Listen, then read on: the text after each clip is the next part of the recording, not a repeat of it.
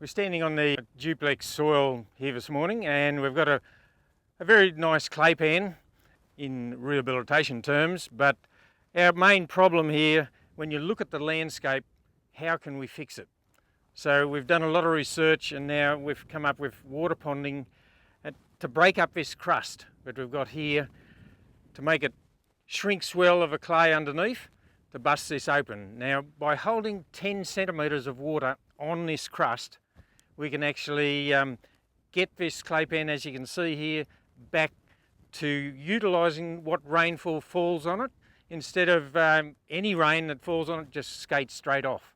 So we've got to get that into the surface and utilising what actually falls.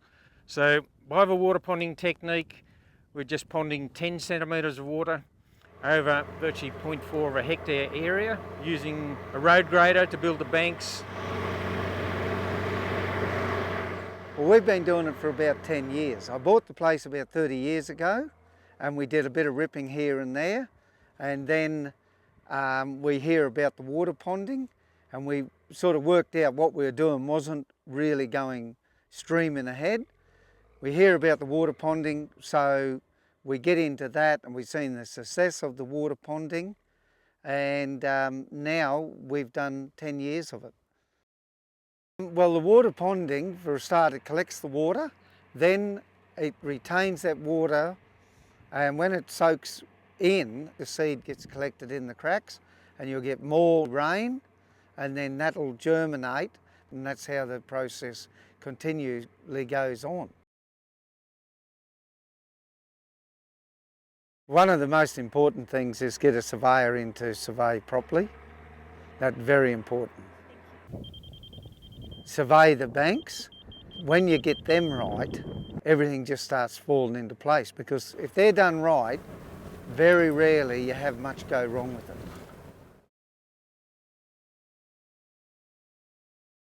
A couple of different methods of setting up the actual surveying side of a water ponding.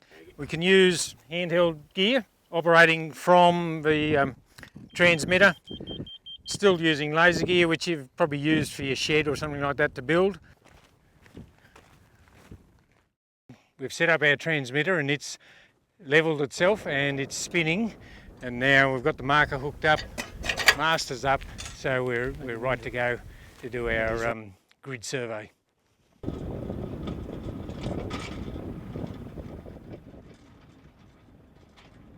A few important tips with the actual survey and the construction. The survey, you start from the very top of a clay pan and work down the slope, and you can actually fit in your ponds a lot better. The road grader, come construction, he starts from the bottom of a clay pan and works up the slope. So he's never running into a bank. The quicker the grader can get around, the easier and cheaper the whole process is. If he builds from the top down, he's running into banks every leg, and that's very expensive. So just remember, survey from top down, construction from bottom up. Here is a typical example of a water pond configuration. The water pond bank length is approximately 210 metres, ponding 10 centimetres of water, covering an area of 0.4 of a hectare.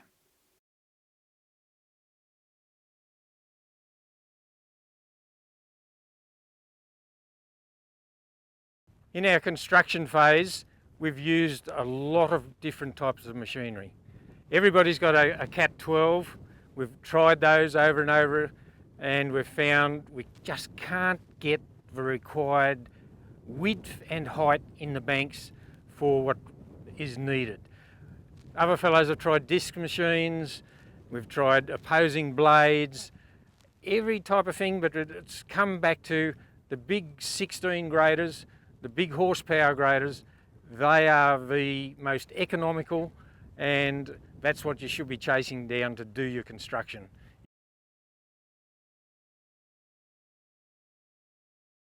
See here, to get this correct position of this A-frame, we have to adjust our centre shift linkage.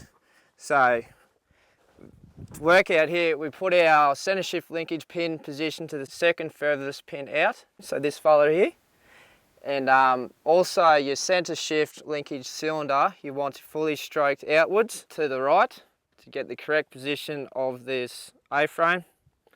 With the setup for this grader here, really cutting edges, it's important that you use the 3/4 thick cutting edges instead of the 1 inch. The reason for that, you'll get a lot better cut.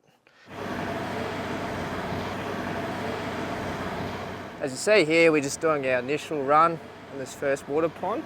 You want to win all your dirt from your toe of your blade, so this is down the further side, left-hand side of the machine, and you want your heel, the heel is this fella, just want it skimming on top of the clay pan. You don't want that to be digging in. So you see we've got our toe in here, so we want a bulk volume of dirt come across the blade, just enough so for it to start spilling over the back of this moldboard.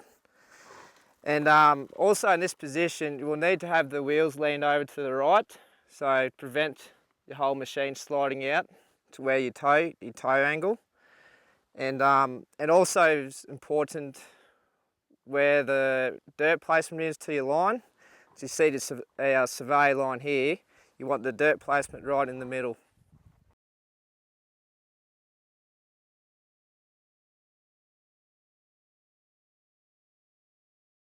So with our blade tilt, it's really important to get the right angle, as you'll get the most efficient dirt that way. So what I found is a good baseline, tilt your blade tilt all the way back till it strokes out, and I usually go about 4 to 5 inches forward. And yeah, that's a good baseline. You can adjust it here and there when you're getting into the soil to get the right angle on that. But yeah, just start with that and you'll work it out. Also, it is important the position of your blade slide. So what I work on, I like to position the outer edge of the blade here, so this fella, in line with the outer side of the wheel.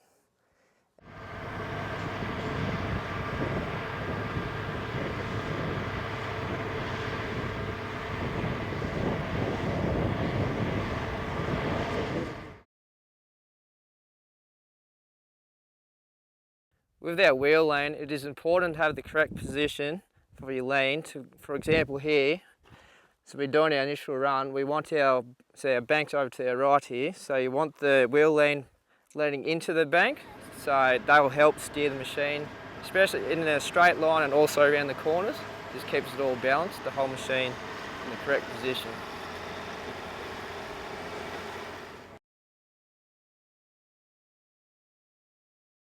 So here we're doing our initial run of this pond. So we come into the pond initially, we activated our diff lock. So you activate that in going a straight line with no load on the machine to prevent damaging anything inside your differential there. With ponding here in this 16G, we usually use second gear. Usually, yeah, it works out to be pretty efficient and also pretty easy on the machine, not being too hard, everything's working.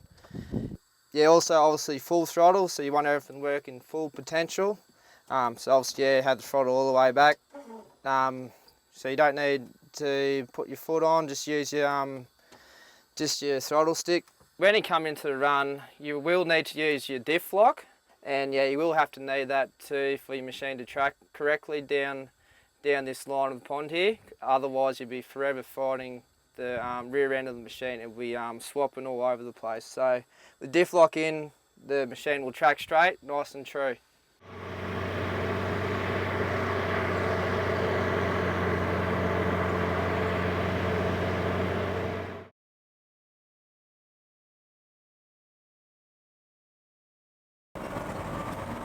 As we're coming up this corner here, you can usually with this big sweeping corner, you don't really need to use much articulation, but sometimes it does tend to help. So just here, just straighten articulation slightly, just see how we go. So come this corner, once you get your toe level on the ground there, you shouldn't really need to touch it. So with our heel, we want to put your heel down a little further. That'll drag the machine around slightly. Because if you try and just steer the machine with your front wheels, it will just go in the opposite direction where you want it to go. So once you got your toe down, just adjust your right hand blade to lift cylinder, just enough on and off, just to drag the machine around. And also keep your blade full of that dirt. You always want that dirt spilling over that blade.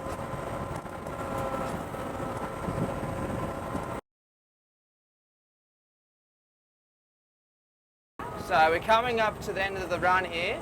So pulling up. At the end of this run, you want to stop and lift your blade up. Disactivate your diff lock. And you want to prevent, so this will create a nice blocking method to the end of your bank. You don't want to drag your blade any further away. That will, defeat the purpose. And this block that we've sort of built here is the grader driver's come round with the blade full, and he just lifts it up right at the end of a mark, and that just drops all the dirt in virtually just a straight block. Once the pond is full, to bywash, it just pushes up round this block, and it comes round onto this natural ground level and goes round into the next pond or down to the next pond and can get into behind the bank, but it doesn't erode round this corner. It's just sitting on this natural ground level, and that's why that block just goes in there. And if we go to the other end of the pond, the actual block is on the inside when he's done the inside pass. So we've got a natural block on both ends. In construction, a very important note is when the grader is bringing that dirt round, following the tine marker, not to take the dirt past the end where the mark ends, because that'll straight away put more depth into the pond, and then we could look at breakages through the bank. And don't go past those two marks at the end, and don't drag the dirt past it.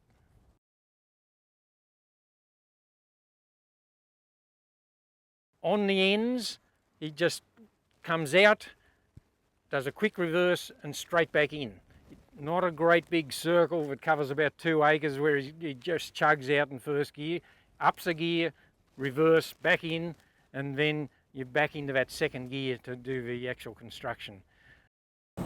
Or I find turning inside, you diff lock off obviously, so you get around the corner a bit easier, turn around. Wouldn't reverse, you can't articulate this way, you can't articulate to your left because our blade will hit our right hand tandem tyre. Just keep everything centered. So when you walk the machine, just try and position all your blade assembly before you get into the run. So just try and keep everything as efficient as possible. This next step will show you how to build a water pond. First we'll need to rip the soil, and then the construction will begin. Construction involves making an outside pass, followed by an inside pass, and then completing the bank with a second outside pass.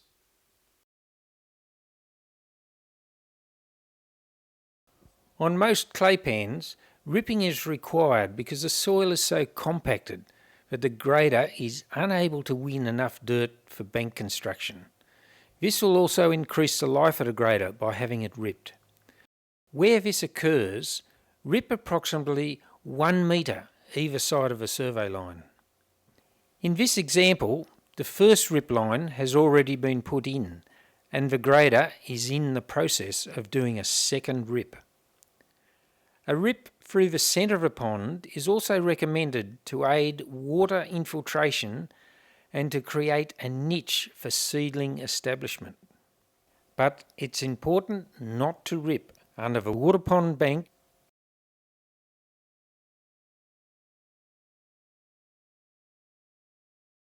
Now this is his first pass on the outside for the water ponding bank, and he's coming down on the outside. You can notice that full blade, absolutely full of dirt. He's got that leading toe in that rip line, just inside that front wheel, and he's just throwing that full blade out onto the actual survey line, which you can see right in the middle where the dirt's going.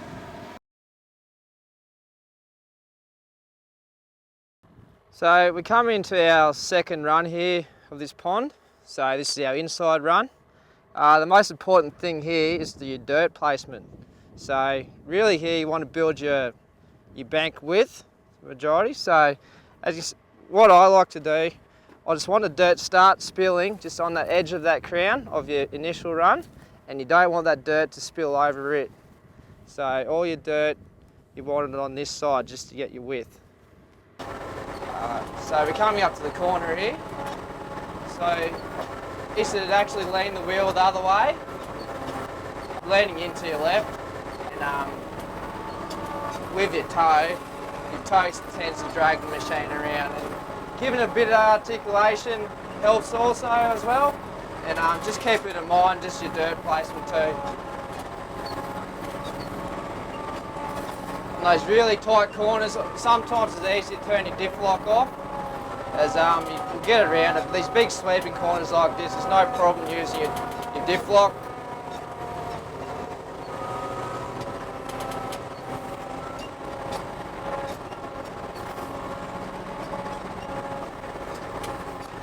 So come right here, straighten out your articulation, preparing for the final. Pull your blade out. So at the end here, it's very important to pull up. So the end of the run, pull your blade out.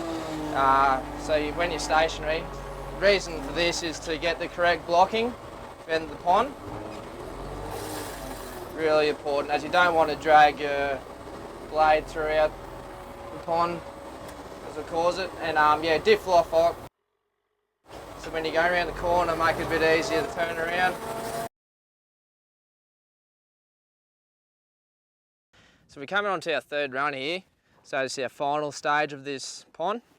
Yeah, much the same concept. So as here, we got our left-hand cylinder, so our left cylinder fully stroked down, so getting our maximum material from the bottom of this gully. And also obviously heel up. And so with our dirt placement, we don't want the soil to run over the edge of the inside bank. Biggest thing, if you're seeding the inside, you don't want to cover that seed. And yeah, so you're pretty well just getting your extra height and your dirt all on this outside. So you don't want double domes or anything, you want one single dome for the correct structure. In the construction phase, there's a few key little issues there with the drivers to make sure that they take out a full blade of dirt. If they only take out half a blade, then it goes into another run. Now we're looking at a fairly hefty cost for that construction. So if they've got to have the blade full every time that they're going round in those 3 passes, they can't just do a half-hearted pass. They must be chock-a-block full of dirt to get that required 2 metres width, base width, and that 60 centimetres high in minimum bank height. So what we're showing here is just a completed bank after our 1 run on the inside, 2 on the outside, and we were after that 2 metres, and we actually got 2.2 metres in base width in your bank, and we're well over our 60 centimetres high.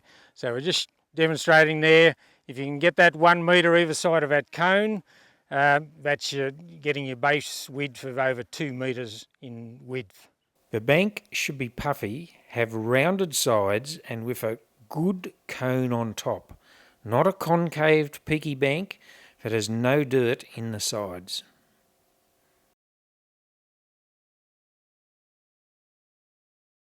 One of the key aspects to water ponding is the management, the follow-up after the construction's been done. You've virtually got to get a crust over your bank. If you let your stock in the paddock straight away after construction, they can destroy that bank within 24 hours. They just get on it, push their heads through it, tramp all over it, and you've spent a lot of money getting it to that stage, and you haven't even given it a chance to go. We actually spell the country for that wet, and some of it we spelled the next wet, and then we've lightly grazed it, but spell it. Spelling is one of your biggest assets you can have to get the new seed out. Key points you must remember with water ponding: get your survey done first, get it done correctly, get the marks on the ground in the right position, bring in the bigger graders, And if you want to go that extra step, do the seeding, and then within that 5 average years, you're going to get good results. Well, my advice is if you're thinking of doing it, talk to your local LCD, NRM rangelands, talk to your local ag department, then they will give you advice. Even if you can't afford to do it, you can't afford not to do it. So pick small areas out to give it a go and see what the results are. And I think most people would be amazed at what they would see.